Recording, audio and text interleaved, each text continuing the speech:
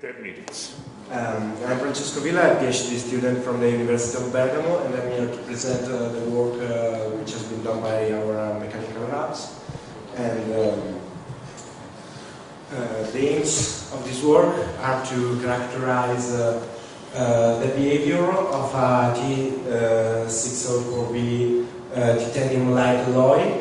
In particular, we would like to present to you our most recent data regarding stress corrosion cracking and corrosion fatigue, and also a little exploration of some numerical models to help to define the mechanical contributions in the crack mechanism. So we'll present a very brief historical survey of literature data, and then the analysis results and a little overview on different crack propagation rate models and their accord with experimental data. So to start, we have the first evidence of stress corrosion cracking for titanium alloy in methanol was from the work by Johnston from NASA in 1976. He found by analyzing different pressured tanks filled with methanol that both static and fatigue tests resulted in a very high sensitivity to methanol, reducing the time to failure for static test for to a very low amount, and also reducing the cycle to failures for tests on the wall component dramatically with respect to air. If we move on, we have some literature data from 1972 from the military. We have some U-bend titanium alloy specimens in water, hydrochloric acid and metal mixture. Here we can see that the time to failure is not changing until 98.8% concentration of methanol. Then we have a steep decrease up to minus 5 hours compared to 200 hours. And then we have this strange behavior for a very pure methanol solution in which cracking is no more present. But I think that this is a reason because there were absolutely no water here, so the mechanism wouldn't work. In our study, we machined this shape of specimen, which was used both for fatigue and for quasi-static testing. They are slightly notched. Here you can see the composition of the alloy and the mechanical properties. In particular, we have 1050 megapascals of yielding strength and 1100 of ultimate tensile strength. And then the material was solution treated and overaged, and we have some stress relieving after the machining of our specimens, flat double specimen. The corrosion fatigue tests have been performed in environment. This is an environmental chamber, and they were performed in axial fatigue, a load ratio of 0.1 and 200,000 cycles. The step loading technique was adopted. In particular, we tested the specimens, and if they did not fail, we passed to another load block with increased load. And the final fatigue limit was an interpolation between the first failed block and the last failed block. Another specimen was run under this limit to prove that we had a similar number of cycle to failures. And the tests were performed in air, in a sodium chloride mixture, 3.5 weight%, and in a metal mixture at different concentrations, covering the span. Here we can see some peculiarities of the testing device. We have bearing edge grips to reduce the parasite moments.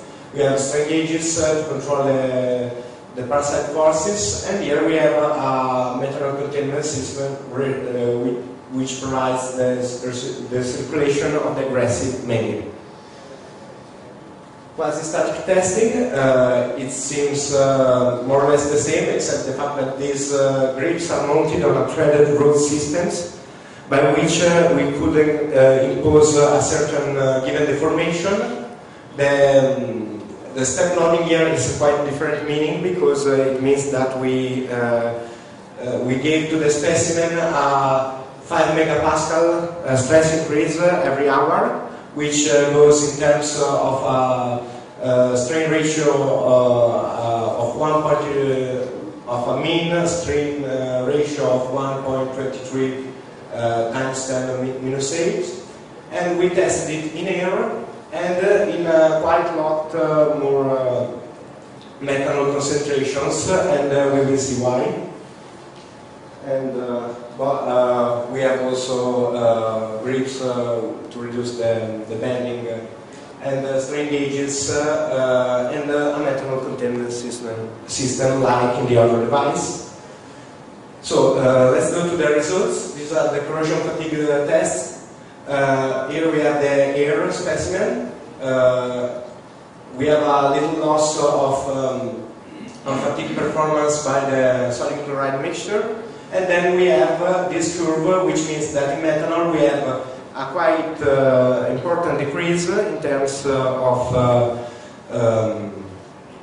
corrosion fatigue performance, starting to minus 26 to 5% of concentration, going up to minus 55 to the maximum concentration tested, which was 95%. And if we go to the quasi-statics corrosion cracking results, we have a quite different behavior. Here you can see that we have a steady behavior up to 90%, and then from 90, the first points are 92.5%. We have this steep gradient which goes down up to the maximum concentration. We did not find the results of the U-bend specimen. Our specimen at the most pure reagent grade simply cracked before every other. And to compare, we tried to highlight the chemical contribution. We have called this sigma chemical. In order to highlight the part of the mechanical resistance which is affected by the loading condition and aggressive environment. Here with frequency 0 Hz we have reported the quasi-static data, and here we have the corrosion data, and we tried to emphasize this chemical contribution. Then to investigate which is the role of the mechanical contribution, we are starting to do some models. I say starting because it's a work in progress, and we are trying to do some models of our specimens. Here we have a finite element model with linear plane stress elements. We start from an initial length of 5 micrometers. And we are using a linear elastic stress intensity field relation, which comes from the half crack displacement EY, and the hypothesis of the literature model of plane stress. And we are also dealing with a small scale yielding hypothesis, because this is an elastic model. And the data, the stress intensity factor at the tip of the crack is taken from by extrapolating to 0 the first 2 nodes. Here we have just tested some crack propagation model, which are from the literature, the Paris model and the Walker model, which takes into account somehow the load ratio. And then we introduced this model, which is Kato Dengi no Takatsu, which is a model which has presented for case carburized steels to model the fatigue behavior, the crack propagation behavior of gears, steel case hardened gears. And here we have a sort of transition stress intensity, and we have 2 relationships. And the quite interesting fact of this model is that it also gives prevision of the threshold of the fracture hardness and of other parameters, which all depends to the hardness age of the materials. We did some hardness test, and we put it in our model, and the results are quite good. So here you can see the Paris model, which is the most classical, and the Walker model. The models are compared to some experimental points that are equal 0.1 from Lee and others. And we can see that Paris and Walker goes well in the far region of the curve, while Lee, our Kato model is going very good in the region near the threshold. In particular, the calculated threshold, or the red curves are calculated from the model. The threshold value is very similar to the literature data. The interesting fact is that here you have to be very precise if you want to calculate cycles, because a little difference, a very slight difference on these parameters gives to very different results. And to conclude, just a little summing up of all the data.